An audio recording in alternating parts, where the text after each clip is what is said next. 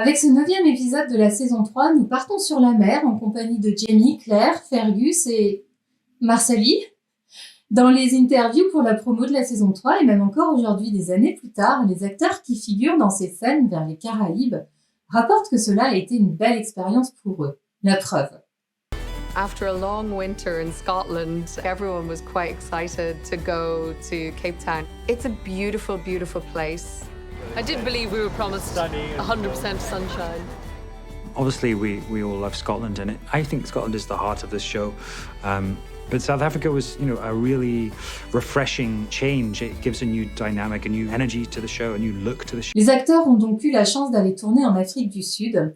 En revanche, ce qui semble moins évident, c'est de se dire qu'aucun d'entre eux ne s'est jamais retrouvé sur un bateau qui était réellement sur la mer. Tout n'est qu'effets spéciaux. Il reste 38 jours avant la diffusion du premier épisode de la saison 7 sur Starz.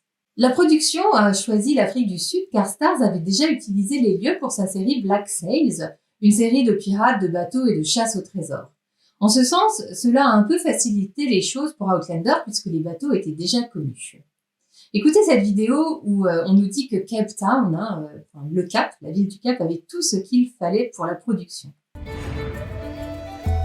Cape Town, they had a huge facility, multiple ships, a couple of tanks, good locations.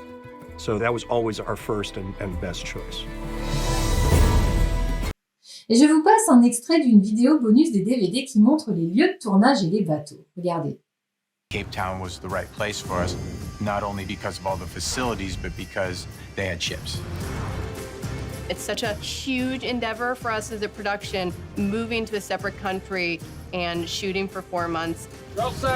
When we arrived here in South Africa and we were shown the sets and the incredible ships, just the scale of them was amazing.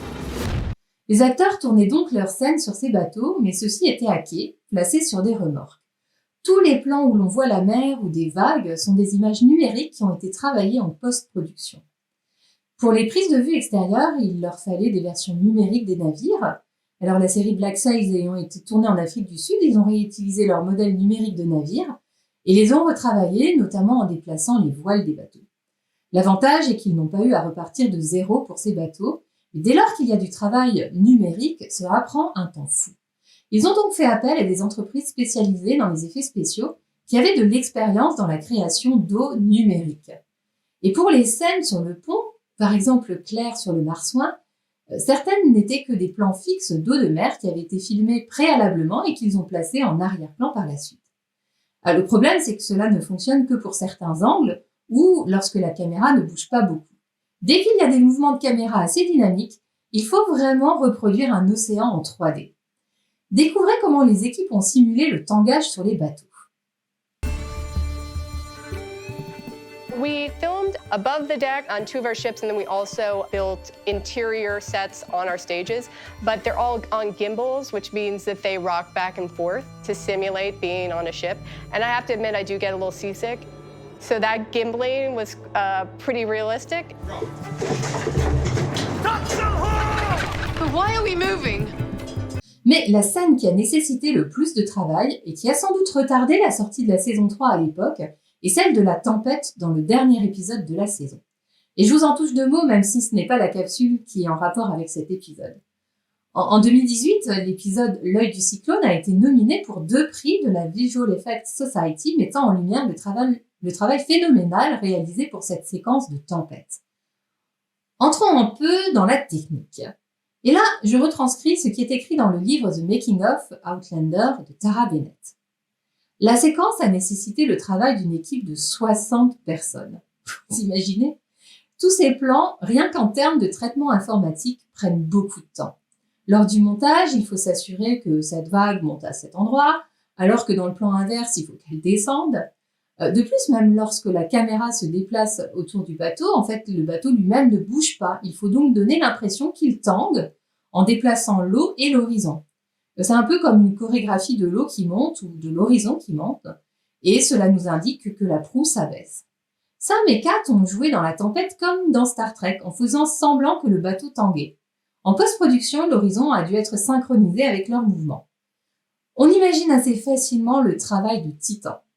Là, je vous montre des images de la société VFX, une société spécialisée dans les effets spéciaux.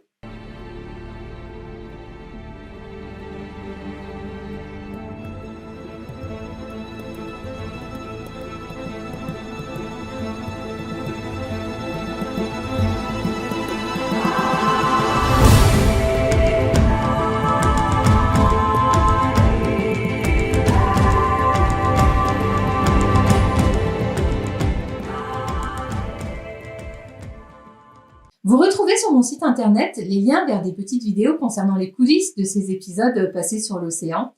Il y a aussi des photos des coulisses et ça permet de voir l'envers du décor. Je vous indique tous ces liens dans la description. Si vous voulez apprécier la magie de la télé, allez jeter un coup d'œil. Je vous mets aussi le lien vers le livre The Making of Outlander. Il regorge de photos et d'anecdotes. Demain, je vous parlerai d'une facette importante du personnage de Claire. Ne manquez pas ma capsule et avant de partir, pensez à liker ma vidéo. Prenez soin de vous.